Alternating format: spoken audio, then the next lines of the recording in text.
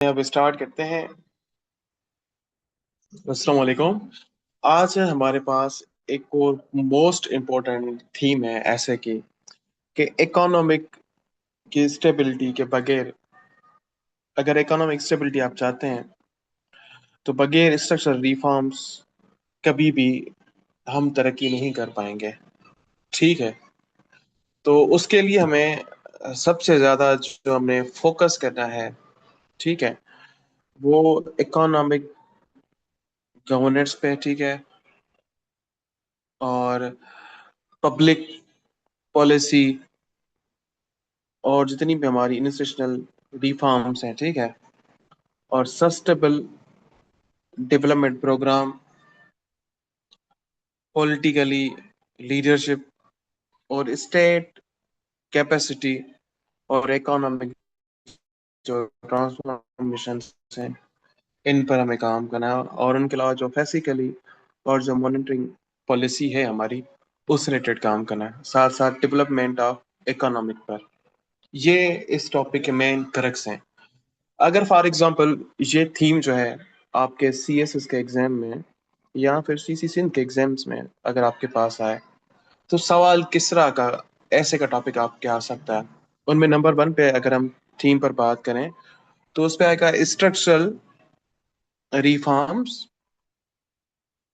The foundations of sustainable economic growth کے حوالے سے۔ پہلی تھیم کیا امپورٹنٹ اس کی؟ دیکھیے، structure reforms the foundation of sustainable economic growth کے حوالے سے آئے گا ٹاپک، اگر ایسے میں آئے گا تو ان کا مین فوکس کیا ہوگا؟ اس میں ہم ٹیکس ریفارمس کی بات کریں گے، انرجی گورننس، لیبر مارکیٹ اور انویسٹمنٹ کلائمیٹ کے حوالے سے۔ دوسری تھیم جو ایسے کی امپورٹنٹ ہے ان سے ریلیٹڈ، وہ یہ ہے کہ مائکرو اکنامک اسٹیبلٹی بغیر جو ہے وہ کے ناٹ بی گارنٹیڈ، اگر ہمارے پاس لانگ ٹرم پراسپیرٹی نہیں ہے۔ مائکرو اکنامک اسٹیبلٹی alone کے not guarantee long term prosperity, کہ مائکرو اکنامک اسٹیبلٹی تب تک نہیں ہو پائے گی جب تک ہمارے پاس لانگ ٹرم پراسپیرٹی نہیں ہوگی۔ اب اس پر فوکس، ایسے کا فوکس کس چیز پہ ہوگا؟ ایک ہوگا انفلیشن کنٹرول بیس پروڈکٹیوٹی، ایک تو ان پہ ہوگا، دوسرا ہوگا انوویشنز، انڈسٹریلائزیشنز اینڈ انسٹیٹیوشنل ریفارمس۔ جو ہمارے پاس دوسری تھیم ایسے میں آ سکتی ہے وہ یہ ہے کہ مائکرو اکنامک اسٹیبلٹی alone کے ناٹ بھی گارنٹی لانگ ٹرم پراسپیرٹی۔ اس پر فوکس کس چیز پہ ہوگا؟ انفلیشن کنٹرول بیس پروڈکٹیوٹی، دوسرا انوویشن، انڈسٹریلائزیشن اور انسٹیٹیوشنل ریفارمس۔ اب تھرڈ تھیم جو بہت زیادہ امپورٹنٹ ہے ان سے ریلیٹڈ، وہ یہ ہے کہ اگر اکنامک ریکوری ریکوائر ہے تو ہمیں انسٹیٹیوشنل ٹرانسفارمیشنز کرنی ہوگی، نہ کہ not to temporary bail out package. ٹھیک ہے، economic recovery require institutional transformation, not temporary bail out.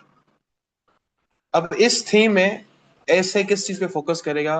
وہ رکھے گا آئی ایم ایف پروگرامس، ڈیپٹ سسٹیبلٹی، گورننس، گرو ریفارمس اور فزیکل ڈسپلن کے حوالے سے وہ آپ سے پوچھے گا۔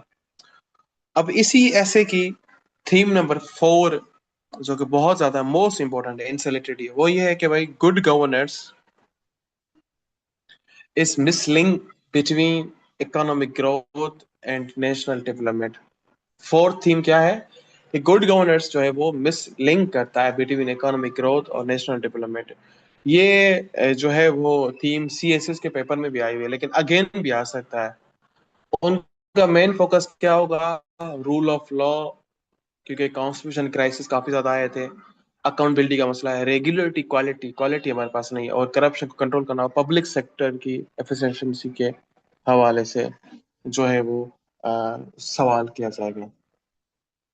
یہ ایک بہت زیادہ امپورٹنٹ جو تھیم ہے ایسے کی۔